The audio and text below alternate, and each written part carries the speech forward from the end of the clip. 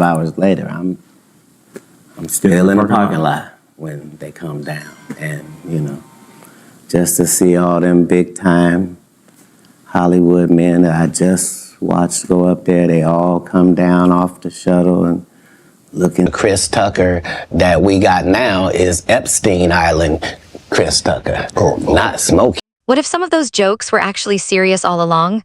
For years, Katt Williams made remarks that many people dismissed as comedy, exaggeration, or resentment toward the entertainment industry. But now, with old documents, legal records, celebrity ties, and resurfaced footage connected to Diddy and Jeffrey Epstein returning to public attention, those statements seem very different.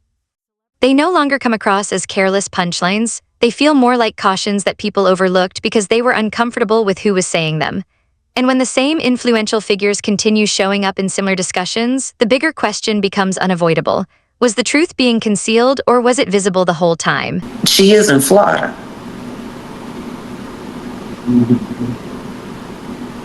Down there in Little Cuba, which had ties to Griselda Blanco, which Desiree Perez says she had very close ties to at one time, or at least affiliation. Look at that. Yeah, Did you see how I walked you through all of that? Come on. What's your thoughts when you hear that? Oh, she had a benefactor. Ariel, you goofy. I knew it. I ain't gonna say it here, but I knew it. Grand opening, grand closing, boy. We don't believe you. You need more people. Oh, you gotta love hip hop. Come on. What's your thoughts when you hear Jay-Z say it's not in his DNA to settle regarding that allegation? Yeah, I can see that. He said it's not in his MO. Yeah, no, I mean, he spends so much time lying about being innocent, I could see why that would be a big deal for him. But the truth is, he should have just followed all those white boys. Once Diddy becomes part of the discussion, the entire narrative shifts. It stops being only about celebrities or entertainment gossip. Instead, it turns into a conversation about power structures, influence, wealth, loyalty, access, and control. In that environment, fame is more than public attention. It can serve as a shield. And when influence functions like a system designed to protect itself, the real question is who gains from keeping that system unquestioned. What are your thoughts on all the his celebrity friends that denounced those allegations and were like, "This is false," and Liars. they were saying, "Yeah, should they speak up now?" It's getting a little too late for those who are complicit. Stevie J should be charged. Mary J. Blige should also be charged. Jennifer Lopez should definitely be charged. Jay-Z should be charged. Khaled should be charged. Rick Ross should be charged. Usher should be charged and tried with him. Or for Justin Bieber alone. Then the Epstein connection enters the picture, and that is where the situation becomes far more complex. Simply appearing in a document does not automatically establish wrongdoing. A name can reflect contact, association, proximity, or even coincidence. But the moment someone's name is linked publicly, perception begins to shift. And in the gray area between suspicion and concrete evidence, influential people often endure by depending on uncertainty and confusion. Listen here, bro. It's a term in the legal field that you could indict a ham sandwich, but the Southern District of New York has a 98.2 conviction rate. All right, for those who don't know, if you got 100 people, only 1.28 or something like that, 1.8, only 1.8 has won against them. So now, what they doing, they already got the witnesses, they already got the people, because let me just say something. With the sex trafficking thing, it only takes one witness to convince the jury. One witness. And we know who that witness is going to be. Cassie. She filed a civil suit against him. So it only takes one, in the sex trafficking charge, it only takes one witness. Now we got other people like Jonathan Odie, who was one of the sex workers, that he gave a testimony, or well, he gave some information to some agents that he was working, doing sexual acts with Cassie, cross states, going back and forth, this, that, and the third. So it only takes one witness. So now, the reason they haven't went after for him because there's more to get into. It's more to get into. It's not only the sex trafficking, it's the guns, the alleged drugs. And I'm saying alleged because they haven't came out with any formal charges yet. But when they come out with some charges, bruh, and you hit it, the Southern District of New York do not play. And people don't play with them. So I don't understand why this stuff ever even got to this point, but it is what it is. It is what it is, bro. The reason they haven't came down and got him yet, they going through his taxes. You hear what he said? They had all the people that he did business with. That they're going to go through everything that he did with a fine-tooth comb. And when they set that and they get what they call discovery to his lawyers, he either say, I'm going to take the time, because if he go to court with it, 9 times out of 10, he going to spend the rest of his life behind bars. So the reason they haven't did it at this point, it's a lot of paperwork, bro. They got a lot of people working different angles. They got the drug angle. They got the tax angle. They got the, what else? They say the drugs, the tax, and then they got the guns that were found. They got to do a trace on the guns that they were found in the house. And then if you got 250 cameras, there's a lot of footage that them agents got to go through. So they got a lot of work to do, bro. They got a lot of work. What they took, how many years to indict Keefe D? They took a lot of years to indict Keefe D. And now he's sitting in jail. So they got a lot of work to do, bro. And it ain't gonna happen overnight. So I would think that probably in the next two months or so, you might be looking at something, bro. And you said that Diddy, he got over 250 cameras? He had over 200, they found over 250 cameras in his house, man. Damn.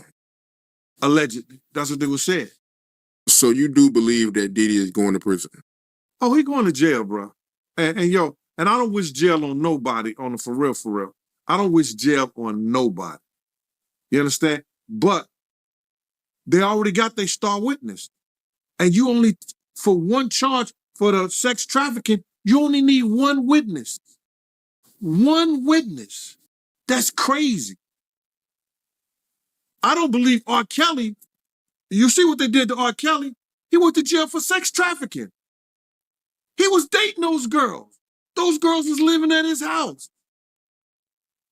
Those girls was going back and forth with him willfully. How the hell did he get sex trafficking? And Diddy don't. Based on Cassie paperwork. Do you think Diddy would chase some people down with him if he get arrested? Oh, my man. Come on. His daddy was a rat. Hold on, let me I know this ain't got nothing to do with, but I'm going to tell his story. It was this gangster, right? He said, when you go there, kill the father and kill his son. And the guy said, his son is only a baby, 4 years. At the highest levels of celebrity, silence is rarely unintentional. It is often maintained through image management, business agreements, relationships, and mutual risk. Public events, private connections, and exclusive access all play a role in preserving status and inclusion. And Katt's broader message is an uncomfortable one. In influential circles, silence is not always just accepted. In some cases, it is encouraged and rewarded. Bad boy, with the security, with Wolf, with the city college, with, you know, the time that I knew about when I was with him up until about early 2004 or something like that. But basically the streets and then the traveling with him and the atmosphere and everything. And then go back into the Notorious Big stuff with the Tupac and the whole 9 yards, all the stuff that I knew, you know what I'm saying? So we was talking and he sounded like, yo, listen here, they gonna spare no expense with this whole documentary. So I said, all right, cool. So what I did was I spoke to Tim and I spoke to Kirk Burrows. And I was like, yo, because I had Tim's number. Tim didn't know how to get in touch with Kirk. Kirk didn't know how to get in touch with Tim. But Kirk was trying to tell me, you know, give him the number with the Tim. I said, nah, I ain't doing that. You know, so I gave one of the producers the number in the whole 9 yards to get in touch with Tim because I want to see him get money because I know Tim got a hell of a story with Puff. So then I talked to Tim and I told him, yo, listen here, man, we should go in as a package deal. You know, all three of us, we could tell a hell of a story about this whole documentary. You know what I'm saying? From front to start. You know, and then whatever stuff that they get and everything like that. So yo, let's go in there and ask them for 50 apiece. You know what I'm saying? So Tim was like with it, yo, Gene, whatever, you know, go ahead like that. Kirk was like, yeah, okay, cool, Gene. You know, it was like a general census that we was gonna do this in a whole package deal. You know what I'm saying? And then I started speaking to the producers and everything like that because 50 had told me himself that they was going to spare no cost in doing this because he wanted to tell the story and he wanted to tell the story like it was supposed to be told and everything like that. I said, yeah, okay. So then the director, I got to get her name, man, because it don't even sound, I want to put her on blast because she was telling me, you know, she was saying to me that what I was asking for was crazy and they wasn't spending money like that. I'm talking about you got footage, you got clothing, you got, I was doing footage, I had Rumors are always circulating, but documented records can change the discussion entirely. When allegations start connecting to lawsuits, legal filings, investigations, or sworn testimony, the conversation moves beyond gossip and into serious examination. Katt Williams is not being framed as definitive proof. Instead, he is being viewed as someone who drew attention to issues the public is only now beginning to look at more closely. And when evidence or documentation surfaces years later, the question becomes, was it deliberately concealed or did people simply choose to ignore it? The moment somebody's like, man, he's done some gay stuff. From that moment on, every time you see a video and they just turn, you're like, oh, he's gay. He's gay, dude. You see Jones, what are the actual facts of the story? Like, you've done some content on this. What do you actually know about that much. I just know that there's like a lot of accusations. There's some, I guess, Me Too-esque stuff. Obviously, there's stuff with Cassie, maybe other people coming out. And, but that being said, I think he just won a lawsuit with his like liquor company. So that he was at a, I don't know if that's even public, but rumors on the street he just won he settles racism lawsuit against. Yeah, it might be even for like a couple billion or something like that. Oh shit! So he basically just got to stay out of jail. And then he can go off into the sunset. Well, he settled with Cassie in like a minute, and that was his girl for like a decade or so. I don't know if he settled with her in a minute. Like in order for that information to hit the blogs. They're probably going back and forth for a while, and then he's not paying. And she's like, I'm talking. Well, I'm going to talk. And then they're like, no, you're not. Okay. And then she did, and now 30 million. Yeah. Just to be like, shh. Within 24 hours. Wow. After she went public. Wow. Not even 24 hours. And then she came back and she said, we were able to settle things out, or I don't know what the words was she used. But, you know, I'm all these other things that's going on with the guys and Meek Mill. Who called them out, by the way? Forget about Tate, but which rapper was it that went after? Is it 50 that he has a problem? Who's the person that always goes after? Well, 50 is always going after. 50 is the man. But 50 is, and if you're on 50's bad side, bro, God bless you, man. May God protect you because he is not letting that foot off your neck ever. Yeah, with Floyd, Ja Rule, Floyd Mayweather, he does not play games, bro. Also, one of the most charismatic dudes I've ever met. No shit. So 50's developing a documentary on Diddy allegations, vows to donate proceeds to sexual assault. Can you hold it? When is this? Dude, this guy's a troll. This guy, He's a troll. no, he is unstoppable, man. This guy. Yeah. This guy. I remember when he was doing the stuff with Mayweather. It's like, here, put the alphabet. I want him to read a book. One page from a Harry Potter book. Yeah. He was like, I'll donate 100, 500,000. And they were both New Yorkers. They were best friends, though. They were best friends, too. Like, what was really the falling out? Like, that's his business, man. I'll let him explain that to you. But, like, they were really close. So that's, I think, is it a public story or no? I don't know exactly. I don't know. I know he talked to me about something, but I let him share his business. Yeah. To me, there's a part about 50 that gives me a man's man vibe. Bro, he is. That's the vibe I get from him. And even the way he edifies Eminem. You just got to love the way he edifies Eminem. Just a lot of respect. A loyal dude who really understands people from a young age.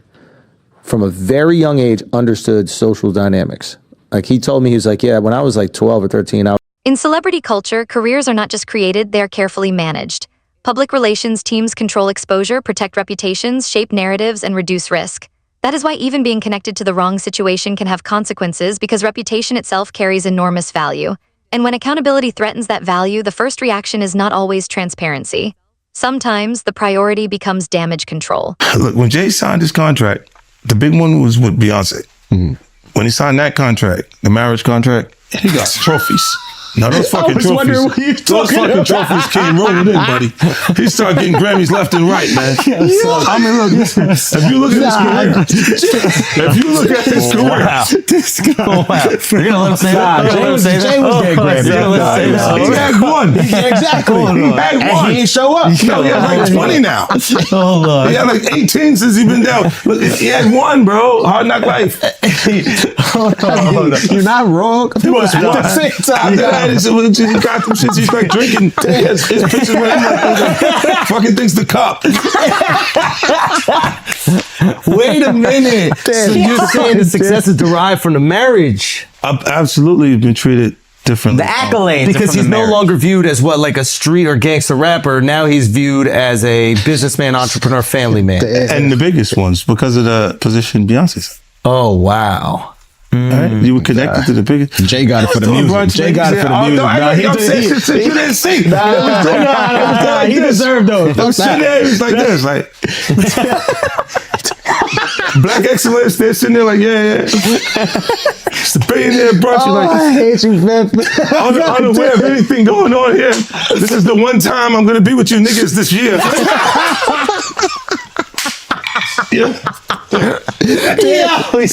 Come on, bro. That's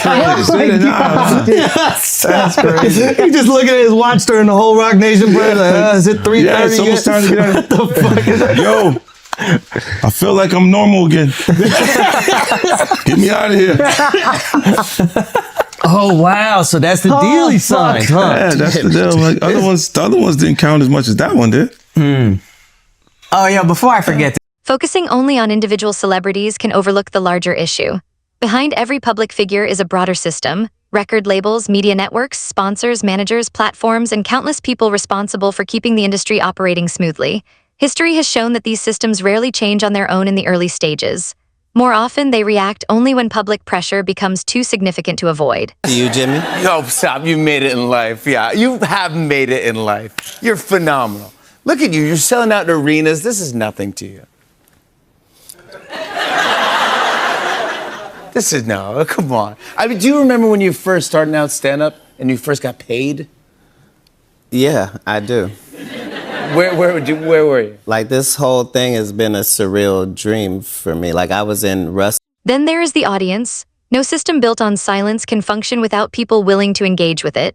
Clips circulate quickly, attention moves fast, and discomfort often gets turned into entertainment.